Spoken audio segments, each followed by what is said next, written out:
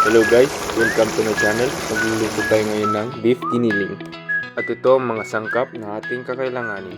Meron tayong giniling na baka, bawang, sibuyas, carrots, patatas, sili, green peas, at raisins. At ngayon naman, simulan na natin ang maggisa ng bawang at sibuyas.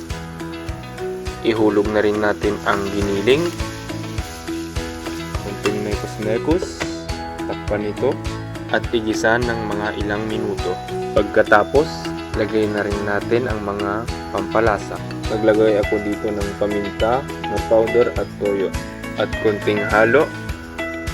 Pagkatapos, maglagay na rin tayo ng tubig at takpan ito hanggang sa lumambot ang giniling.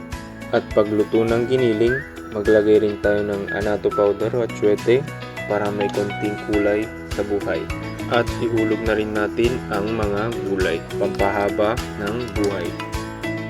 Pagkatapos, maglagay rin tayo ng konting asin para may konting lasa ang ating buhay. Alright, luto ng ating beef giniling.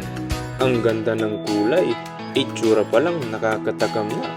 Subukan nyo ng iluto guys. Ang sarap nito. Siguradong mapapa-extra rice na naman kayo sa sarap. See you guys to my next recipe. Thank you for watching.